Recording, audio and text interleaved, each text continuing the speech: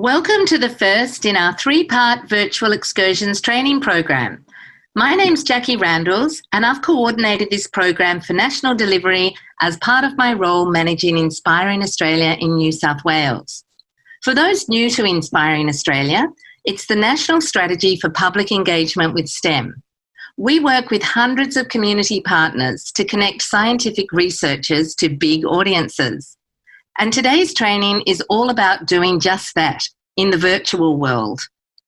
It will be produced and delivered by Fizzics Education, Sydney Science Education and Refraction Media.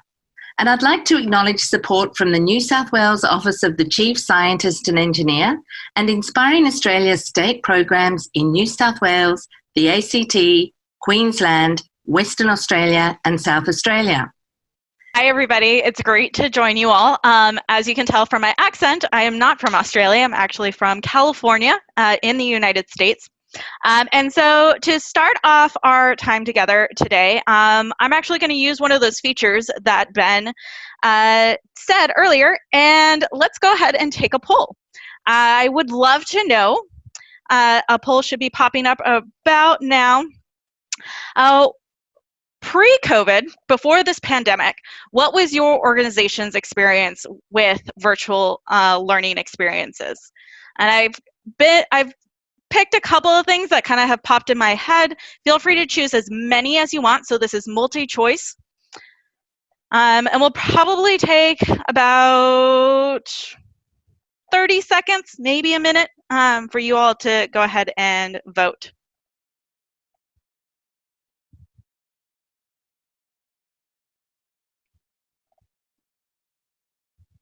Now, in case you're wondering while it's happening, we can all see that this is in progress and we can see how many people who have not answered it. So currently we've got 60 people to go. Come on, press a button, go for it. Now, as a panelist, I actually don't see that. It's only the hosts that get to see that. So I'm interested. I say if we're at about 75% participation, we can go ahead and close that poll. All right. Ooh, about 78. Oh, it's still climbing. 70 or okay, 79%. We can go ahead and hold off. Ooh. Okay, so the majority of our attendees have never thought about live virtual experiences. All right. Can we share the results? Yes, we can. So I'm going to go ahead and end the poll now. All right. And sharing the results. Awesome. So this is another great feature about polling. Not only do you as the educator get to actually see what people are saying live, you see that ticker climbing, but you also get to see and show your participants what the results are. Now, sometimes you can, and it's a good idea to show you the results. Sometimes you don't need to share it with them. I have seen in the past where if I've shared the results, sometimes students, especially kind of the middle-aged, middle grade, they tend to maybe choose the wrong answer specifically. So other students will call each other out. Why did you choose that?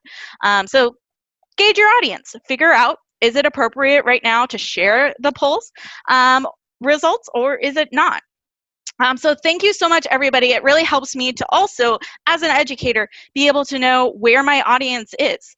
I like to use polling or a question at the very beginning of my sessions just to see what is the knowledge out there already. All right, you can go ahead and stop sharing. So like I said, my name is Jackie. I'm from the California Academy of Sciences in San Francisco, California. And for those who don't know exactly where I am located, I have a beautiful little picture of our planet Earth, but we can actually zoom in to exactly where the location of the museum I work for is. And it's inside Golden Gate Park in the city. So I have a beautiful commute. And you can actually kind of see the top of our museum. It blends really well into the landscape. And that was on purpose because we have a living roof. You can see the outside of the museum. And I love our museum because we have all different types of sciences that we get to explore. We have a planetarium. We have a living rainforest and an aquarium. But not only do we have that for the public to be able to come and explore, we are also a research institute. So we have scientists exploring and explaining and helping sustain our planet Earth. And so with that comes some great opportunities where we get to collaborate with scientists, bring them in to talk to students, or use their expertise and find fun facts about their field, and then use that to build our programs. So that's kind of one thing that has been really extraordinary, is that if you have access to science being done right now, or you are doing the science, think about what is the thing that makes and brings you joy about your research, and bringing that to your audience. Because your joy or your excitement is actually going to be contagious. So here at the Academy, just like most of you, we are at a stay-in-place order, and so I don't get to go into my building. I don't have access to a lot of the beautiful things that we have in our building. So we had to shift really fast to how are we going to engage students and families and a broad audience virtually. So we came up with a couple of different types of interactions. We started off and thinking about broadcasts, those big events where you can get lots of eyes. And our very first broadcast was Earth Day. And we were lucky enough that our media team had already purchased a subscription to a platform that was able to stream out to YouTube and to Facebook at the same time and bring all the comments back into it to one location. And that was called StreamYard. Like I said, our marketing team and media team dealt with that, so I have no idea about anything else beyond the name of it. But that was able to bring in a lot of eyes, and we broadcasted this out. We told all our school contacts, give this link to your students, have them join us. We're really excited. And to get to one of Ben's points earlier, we discovered that comment section got a little out of control. We didn't have anything completely inappropriate, which we were very thankful for, but there definitely were some comments that were not on topic, were definitely antagonistic. And so that made us rethink these broadcasts. What is the actual purpose of a broadcast?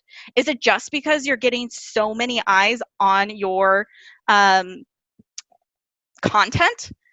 Or is there an actual purpose for why you're using that type of platform? So be really specific about how you're using those things, and intentional. So broadcasts were a big thing. We've kind of started to pull away from that.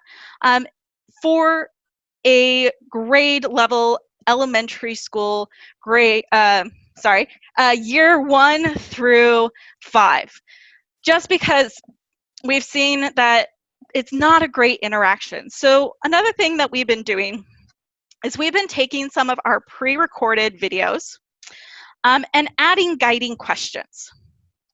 So we had some great videos or of some of our planetarium shows, actually, clips of them. But we wanted students to think a little bit deeper while they're watching those. So we added in some guiding questions, and we can actually look at one of those really quickly on our website here at the Academy. So for example, this clip is looking at photosynthesis over time and see it from space. So our guiding questions we have are, what is carbon absorption a measure of? How do plants respond to seasonal changes in sunlight? And which areas on our planet are the most productive and why? So hopefully students can think about these questions while they're watching this video. Now this is a short video. It's probably about 2 minutes long, but they can loop it over and over again and maybe ask each question individually. Also gives opportunities for them to kind of look a little bit closer and have an intention for why they're looking. And then the one thing that we've been doing, and we've been doing pretty well, at least I think, is we've been doing classroom connections. We've been engaging with individual classes virtually, and we've actually been doing this for about 10 or 5 to 10 years. Can't remember exactly, sorry.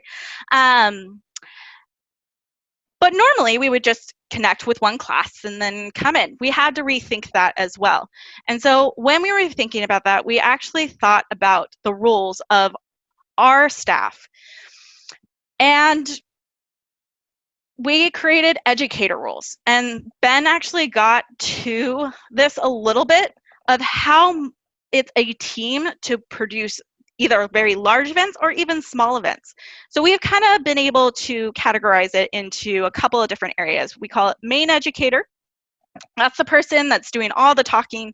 We have our support educator. That's the person who might be your counterpart. So for example, I would have considered earlier Ben the main educator, but then Karen was coming in and helping support here and there. Also, you can also think of a support educator as a person who might be the voice of the audience. What do you think the audience is thinking or saying? Maybe it's that, wow, this is amazing. I can't believe this, this is happening. Or, I didn't think that was real. Or maybe bringing up some misconceptions. That can be a voice as well. So that supporting educator can be fun. Now, some platforms and some types of engagements don't really need a supporting educator. Usually what we found is the larger the event, the more likely you're going to need that supporting educator. If it's a smaller event, smaller group, then maybe you just need that one main educator. And then also, chat box educator. That's the person who's there to help support you in the chat box, put links in, ask questions, reiterate questions that may have been missed. Also, a tech support. So, thinking about those roles and thinking about how you are engaging with your audience, it's also important to remember to create norms of how you're interacting. And we've created 3 norms with 3 icons that we use in every single one of our programs. One is called Stop and Jot. This is if a program requires a paper and a pencil, maybe a science journal, for students to either write down their ideas or maybe do a sketch. Every time we want our audience to interact in a stop and jot, we place this icon of kind of looks like a paper and a pencil. So creating clues for what your audience should be doing is important as well. Maybe they started fading out. Maybe they got distracted by their phone. These icons will help bring your audience back and tell them what they should be doing. The other icon is chat box. So for example, if I wanted you to answer a question specifically related to the program, in the chat box, I would have that icon right next to the question that I want you to think about. Now, as Ben said earlier, chat boxes can be intimidating and they can get a little crazy depending on how big your audience is.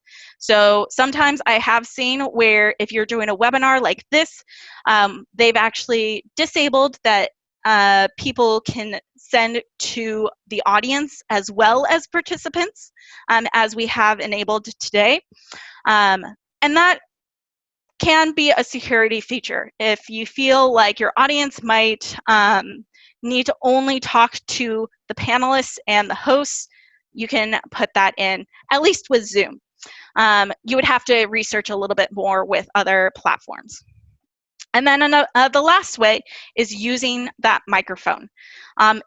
Unfortunately today, because we're in our webinar feature, you don't have access to your microphone. But if you're in just a small room, you would be able to turn on and off your microphone. And we've played around a little bit of how we indicate students would like to share out. There's been some suggestions of having the students write their name in the chat box when they would like to share, and then a teacher would call on, or educator would call on a student to share out and unmute themselves.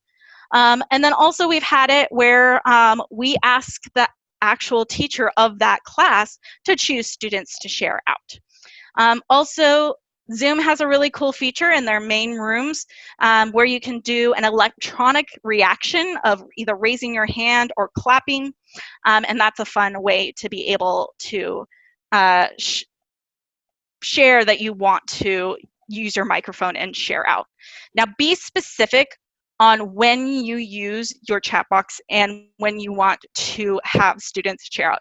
Be intentional because it can get a little bit crazy if you just say, okay, now we're doing chat box, now we're doing microphone.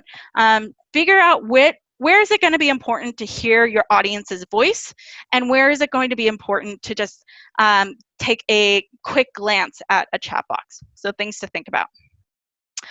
So kind of went over a little bit of some things that we think about pre-program. I want to kind of dive in a little bit more into some best practices that we have found so far. First, start strong. You may have noticed that I started with a question. I tried to engage you and bring you in. That's really helpful when you're starting off your program, not only to gauge how your students are thinking or your audience is thinking, but also to make them feel like they're part of this time. Also, start with enthusiasm. Being on a platform, you actually need to do a little acting. You need to be a little bit larger than life. So as one of my colleagues say, Jackie on the screen is about 5 decibels louder than Jackie who is talking in a meeting. And trying to match with some of my coworkers can be a little bit hard. And so I have to calm myself, or I have to ask them to bring it up a little bit more. So think about that when you're starting off. Also, another big tip, show something from your organization. So I want you to think about for a second, what is your organization known for? What do you think people are missing because they can't interact with you in person? So I'm going to take a moment. You can use that chat box to let me know.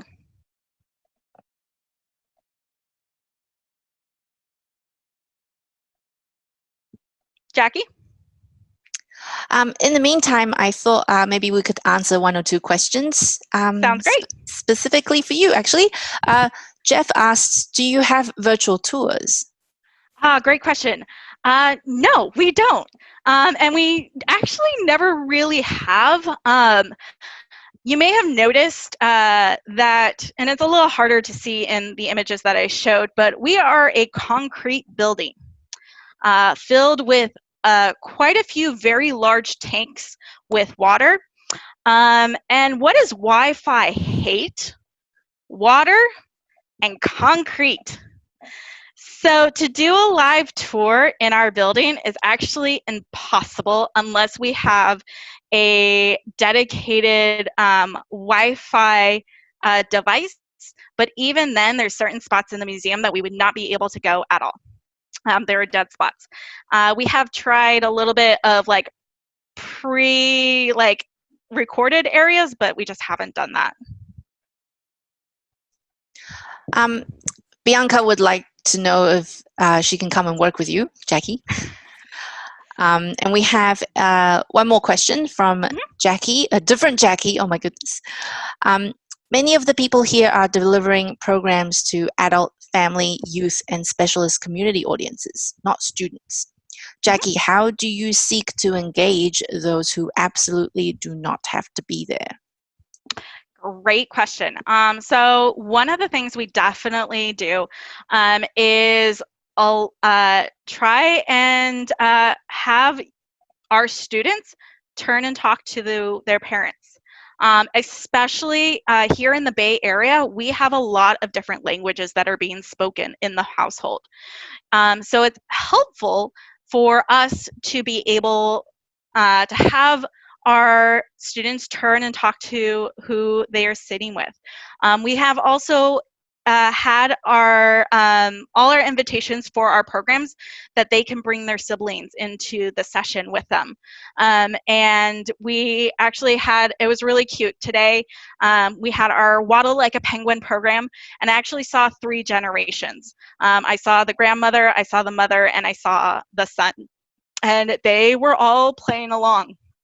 So it definitely is a it's a challenge sometimes, but think about how you can get people to talk to each other. All right, so these are some great things. Thank you so much for sharing some of the things, your amazing collections. That's awesome. Ooh, nuclear reactor. That would be fun to explore.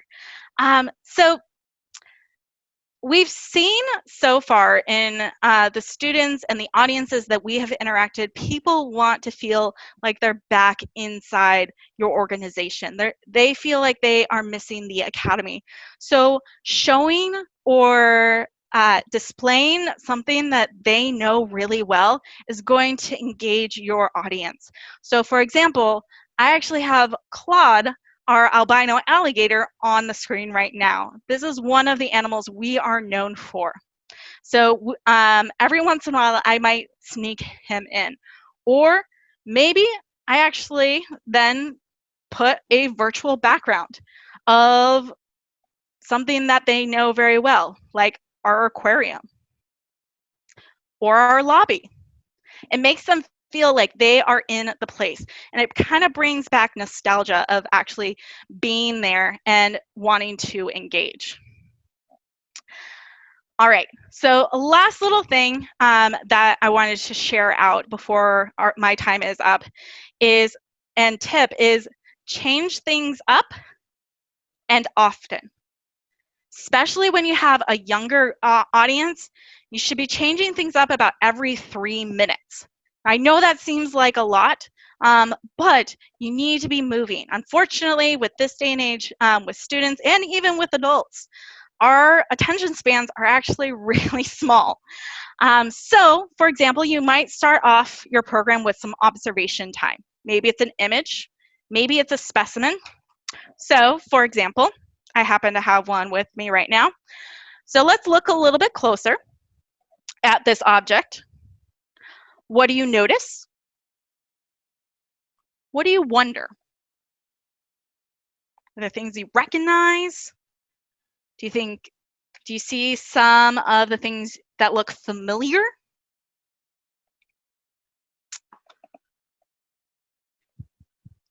So once you've done some observations, maybe it's time to do a hands-on activity with that object. Maybe it's, if you're concentrating on, is this an herbivore or carnivore? Maybe looking at the teeth. Well, we all have teeth. So maybe we do an activity where we ask your audience to bring food out and eat different foods and figure out what different teeth are used for, and then look back at our skull and figure out what teeth are here. Do we think this is a carnivore or an herbivore? What type of teeth do we see? Or maybe it's time to sketch, do a scientific sketch. And when we introduce a new idea, like a scientific sketch, we also try to model it. There's certain ways you can model it. You can definitely use a document camera. Unfortunately, I don't have one. I'm at home. I wasn't able to grab one before I left. So instead, I recorded a video of me sketching this skull right here. And I'm able to narrate over it, saying, to start a scientific sketch, we need to start with shapes. So I see a triangle. I see a circle. Maybe some squares. So as I'm narrating over this, students can either follow along if they like, or I can challenge them and have them sketch their own skulls. And so they're actually doing something. All right, Jackie, what do we have? Just a real quick question from Leanne, since we're talking about pre-recorded videos. What's the best way to pre-record a session on your own? Can that be done on Zoom? Great question. That's exactly what I did. So I was lucky enough that our institution allowed myself and one other educator about 2 weeks into stay in place to come back to the museum to collect things, hence why I actually have a skull with me. Because the first round I did not. I just had my computer and that was it. So I was able to go in and be able to use that document camera real quickly and do that sketch. I used Zoom to record that video. And then I used, I think, iMovie to edit the video when I was ready to. Also, I've had my colleagues who are creating videos at home use this thing for their videos and iMovie. Also, if you're doing something like this, I have a USB camera. I might talk using Zoom as well, and you can record. You can actually export all the recordings out, and then you can do your editing there. GoPros are great as well. So iPads, I've seen lots of different devices. But definitely Zoom has been, if it's something that needs like a document camera or you want to talk face-to-face and you don't have like a tripod for this thing, then definitely use Zoom. All right, so the last thing about changing things up and changing things often I want to share with you is reflection. Reflection is great for any type of learning, whether you're an older audience or a younger audience.